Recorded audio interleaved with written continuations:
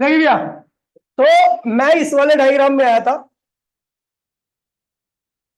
अच्छा, मैं इस वाले डायग्राम में आया था, मैंने देखा कि भैया 200 वोल्ट तो पोटेंशियल इसके ऊपर आ गया, बाकी बचा हुआ क्या होता है भैया, कहीं और अपीयर होता है। तो इन दोनों पर कुल पोटेंशियल कितना आया होगा? चलो छोड़ो, अभी उस पे पीछे वाले पे आते ना। तो मुझे पता लग गया भैया 200 वोल्ट तो इस पे आ गया, तो बाकी बचा हुआ 100 वोल्ट कहाँ आएगा? इधर आएगा। हमें कैसे पता कि 100 वोल्ट आएगा? क्योंकि मुझे पता कुल पोटेंशियल कितना अप्लाई कर रखा मैंने, 300 वोल्ट। 300 वोल्ट में से 200 वोल्ट क्या हुआ, ये खा गया, तो बचा हुआ कहाँ गया? इसके पास 100 वोल्ट यहाँ पे गया। अब मुझे पता है ये जो कैपेसिटर है ये बाकी तीन कैपेसिटर से मिलकर बना है। मैं इससे पहले इसके सेकंड वाले डायग्राम में आता हूं, तो मैं ये आने से पहले मुझे पता ये डायग्राम कुछ इस तरीके से था। तो अगर इसके ऊपर 100 वोल्ट है तो इन दोनों के ऊपर भी क्या होगा? 100 ही वोल्ट होगा, क्योंकि ये जो है वो रिजल्ट है किसका? इन दोनों का। अगर इसके ऊपर 100 वोल्ट आ गया तो इन दोनों पर भी क्या होगा? इस पूरे पे 100 वोल्ट होगा। हमें पता है कि ये दोनों किसमें है? पैरेलल में। अगर इन दोनों पे 100 वोल्ट का पोटेंशियल है तो 100 वोल्ट इस पर भी आएगा और 100 वोल्ट इस पर भी आएगा, क्योंकि पैरेलल कॉम्बिनेशन में पोटेंशियल क्या होता है? सेम रहता है। ठीक है, अब देखिए, तो वही मैंने बोल दिया कि भैया पोटेंशियल ऑन C1, ये रहा C1, इसके ऊपर पोटेंशियल 100 वोल्ट है और इसके ऊपर पोटेंशियल भी क्या है? 100 वोल्ट है। ठीक है, C1 and C2 are in parallel combination, so potential on C1 कितना होगा? इज V1, जिसकी वैल्यू कितनी होगी? 100 volt. And potential on AD, sorry क्या यार, हाँ भाई बोल बोल। अरे नहीं कह रहा था यार, गलती से लग गया होगा। तो ठीक है, अभी क्लास ले रहा हूं मैं। ठीक है, तो इज VAD और इसकी वैल्यू भी क्या होगी भैया? 100 वोल्ट। समझ गया? तो हमें पता लग गया इसके भी 100 वोल्ट और इस पे भी 100 वोल्ट। कौन है? ठीक है, इस पे भी 100 वोल्ट और इस पे भी 100 वोल्ट। ठीक है, अब देखिए, अगर मैं बात करूं तो इस पे मेरा कितना पोटेंशियल है? 100 वोल्ट का। तो अब मैं इसी की ब्रांच कर रहा हूं, इन ब्रांच AD। कैपेसिटेंस AD का कितना है? 100 पिको फैराड। और पोटेंशियल AD पे कितना है? 100 वोल्ट आ रखा है। तो चार्ज कितना होगा? चार्ज ऑन AD कितना होगा? तो CAD इंटू में VAD, पता ना, Q इक्वल्स में CV होता है। तो इसकी वैल्यू कितनी है? कैपेसिटेंस कितनी है भैया? 100 पिको फैराड, बोले तो 10 की पावर -12। और पोटेंशियल कितना है? 100 वोल्ट। सॉल्व कीजिए तो ये क्या आएगा? कितना आएगा? -8, 10 की पावर -8 कुलाम चार्ज आ रहा है AD पर। लेकिन अगर मुझे पता है, मुझे पता लग गया AD पर, AD ब्रांच पर कुल कितना चार्ज है? 10 टू पावर -8 कुलाम। तो हम ये जानते हैं भैया AD ब्रांच दो कैपेसिटर से मिलकर बनी है, तो AD में कुल चार्ज कितना है? इतना है। तो मुझे पता है इन दोनों कैपेसिटर सीरीज में है, तो दोनों पे चार्ज क्या होगा? सेम रहेगा। पता है ना?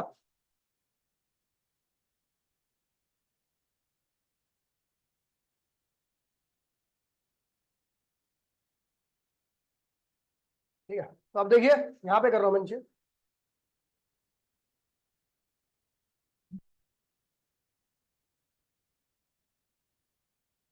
अनरिकॉग्नाइज्ड। ठीक है, अब देखिए,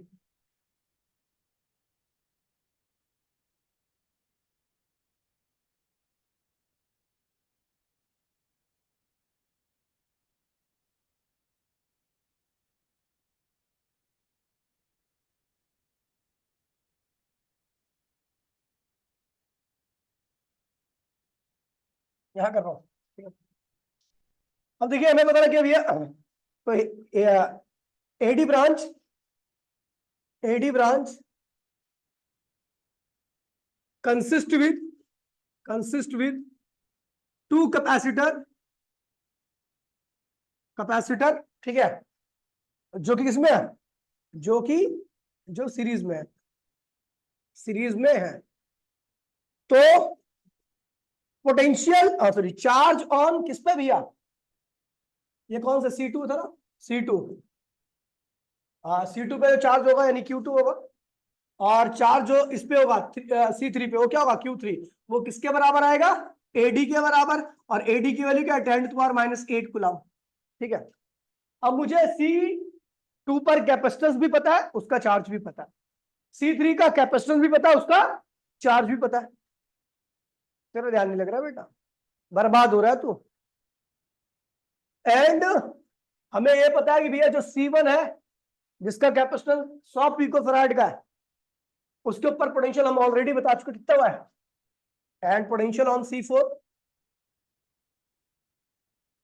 potential on C4 is V4, और उसकी वैल्यू कितने रखी है, 100 वोल्ट रखी। अब सब कुछ निकाल सकते हैं, हमें क्या क्या निकालना है चलो देखते हैं। ठीक है, हमें क्या निकालना है,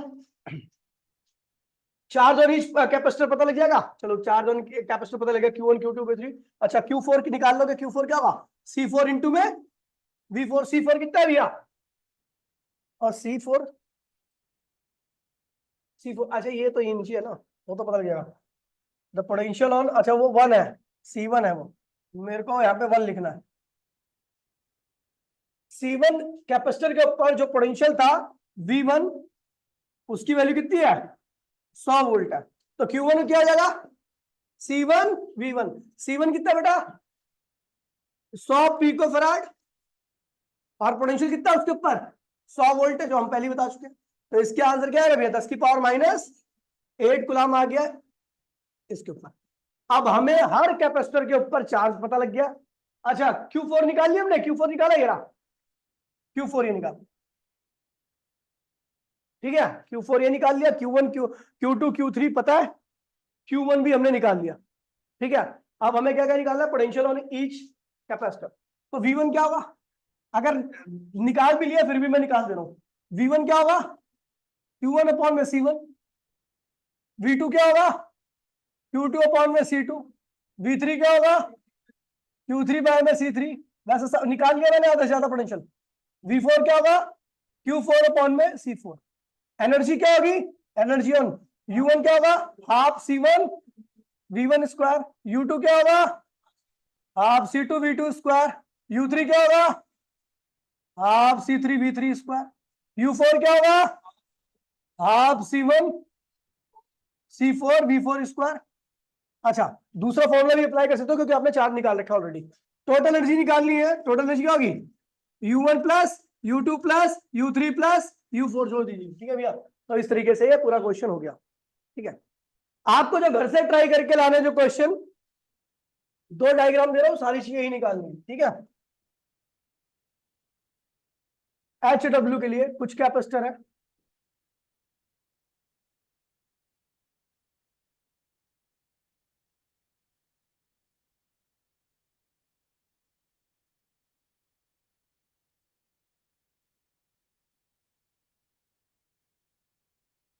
C1 2 microfarad, C2 3 microfarad, C3 2 microfarad, C4 4 microfarad.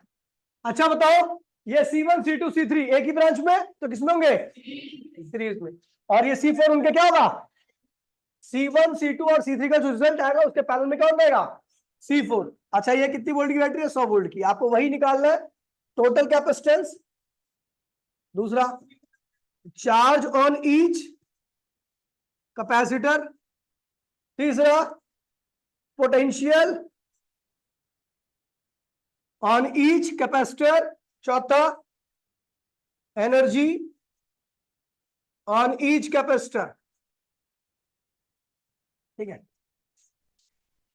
हाँ क्या, सीटी टोटल कैपेसिटेंस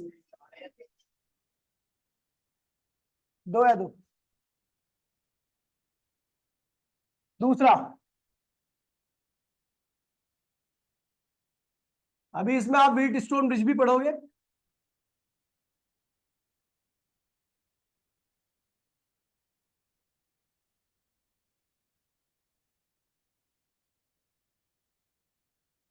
बहुत आसान है, आप मुझे पता है, इसको देख के आपके हाथ पैर फूल गए होंगे क्या बन गए।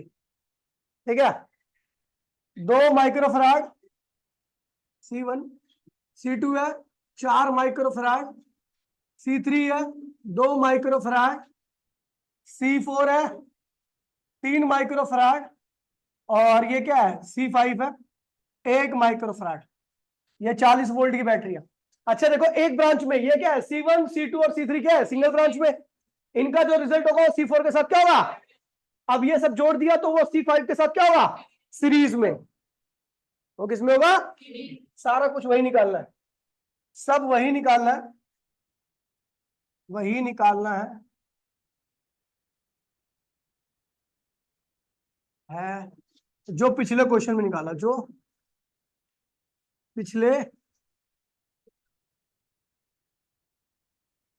क्वेश्चन में निकाला।